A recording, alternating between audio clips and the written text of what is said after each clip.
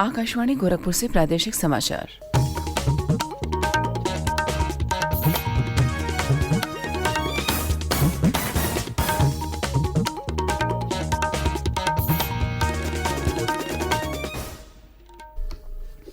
नमस्कार, समाचार बुलेटिन के साथ में शिवानी अरोरा। पहले मुख्य समाचार।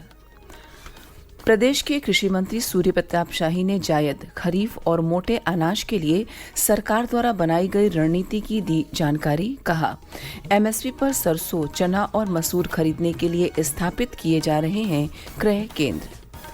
औद्योगिक विकास मंत्री नंदगोपाल गुप्तानंदी ने गौतम बुद्ध विश्वविद्यालय के विद्यार्थियों को बांटे स्मार्टफोन और टैबलेट। कहा, विश्वविद्यालय के विकास में योगदान देता रहेगा मंत्रालय। वाराणसी में 17 और 18 मार्च को शंघाई सहयोग संगठन के पर्यटन मंत्रियों की होगी बैठक।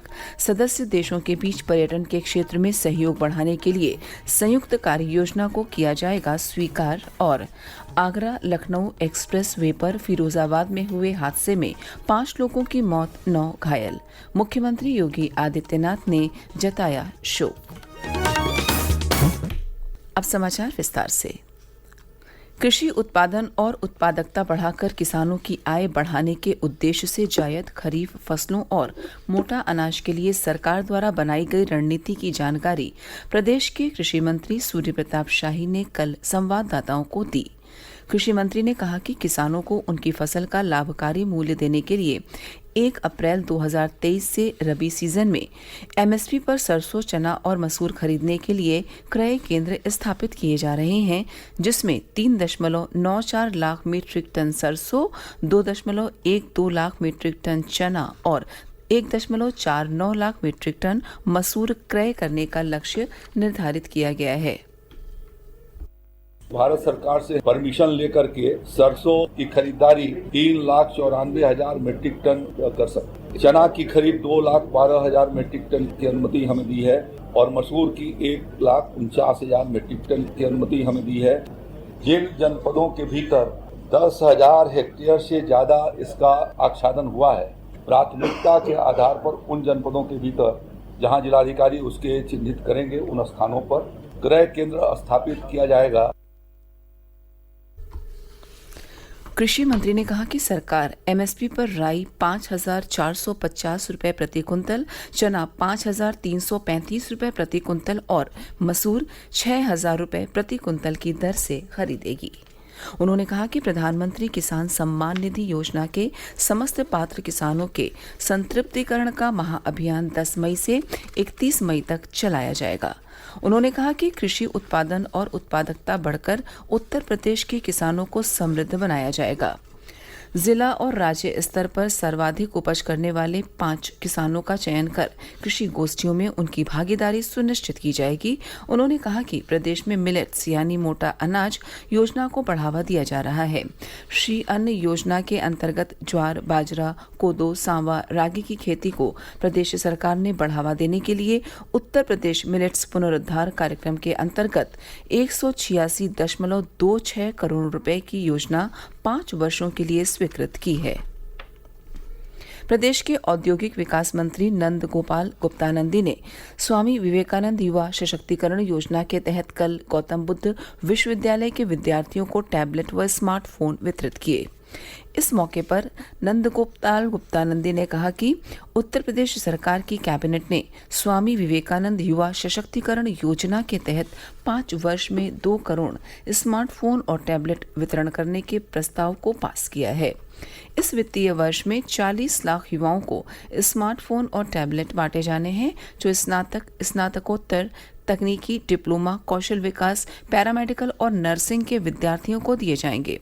उन्होंने कहा कि गौतम बुद्ध विश्वविद्यालय उत्तर प्रदेश सरकार के उद्योग मंत्रालय के अंतर्गत एक उत्कृष्ट विश्वविद्यालय है। इसके विकास में यह मंत्रालय सदैव अपना योगदान देता रहेगा।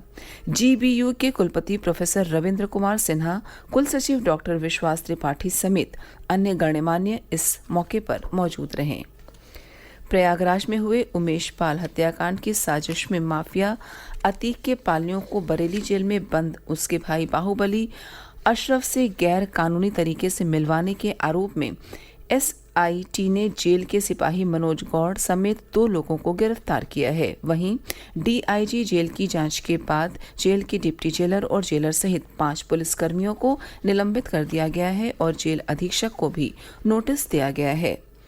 एसपी सिटी राहुल भाटी ने बताया कि थाना बिथरी चैनपुर पुलिस द्वारा जिला जेल बरेली में निरुद्ध कैदी अशरफ से उसके सगे संबंधियों को बिना पर्ची के जेल में मुलाकात कराने वाले जिला जेल आरक्षी मनोज कुमार गौड़ और मोहम्मद सरफुद्दीन को गिरफ्तार किया गया है।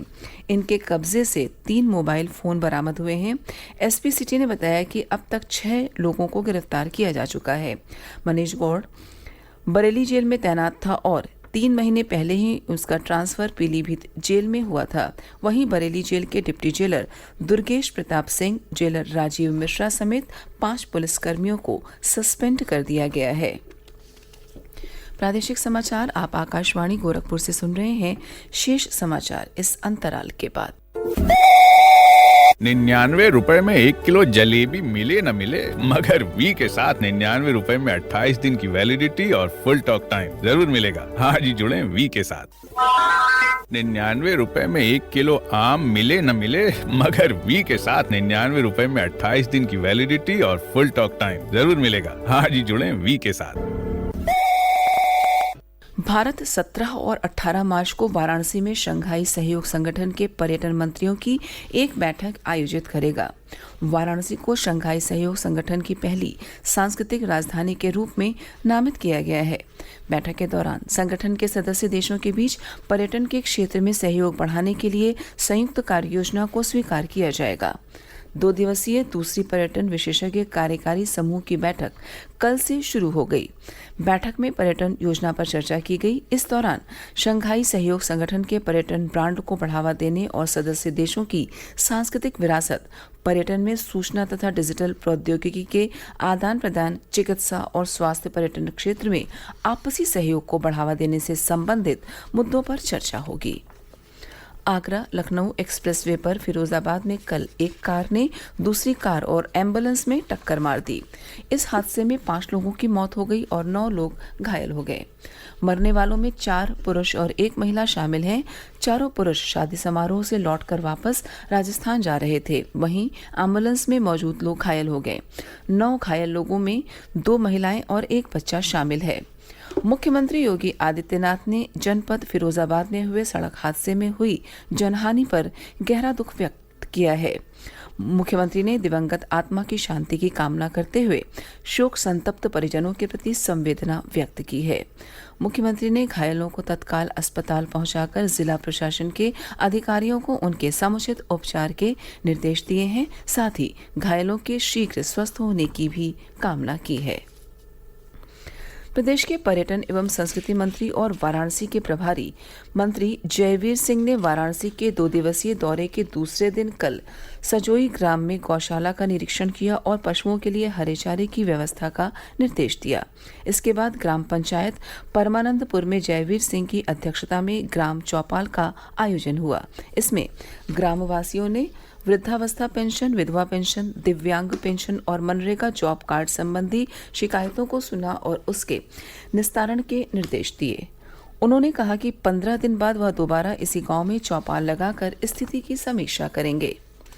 प्रदेश के संसदीय कार्य एवं औद्योगिक विकास राज्य मंत्री जसवंत सिंह सैनी ने कल वाराणसी के सर्किट हाउस में पत्रकारों से बातचीत की। उन्होंने कहा कि प्रदेश में अभी हाल ही में हुए ग्लोबल इन्वेस्टर्स समिट एक बेहद सफल कार्यक्रम रहा, जिसके माध्यम से 33,50,000 करोड़ रुपए के निवेश प्रस्ताव प्राप्त हुए हैं। अब प्रदेश के चौमुखी विकास के लिए इन प्रस्तावों को धरातल पर उतारने का काम भी शुरू हो गया है। इससे उत्तर प्रदेश में लोगों को रोजगार मिलेगा और यह प्रदेश उत्तर प्रदेश के रूप में बदल सकेगा। प्रदेश में होने वाले G20 सम्मेलन के बारे में उन्होंने कहा कि यह प्रदेश के लिए काफी गौरव की बात है कि यहाँ पर G20 सम्मेलन हो रहे हैं। प्रदेश इसकी तैयारियों में कोई कसर नहीं छोड़ेगा। और अंत में इस बुलेटिन के मुख्य समाचार एक बार फिर।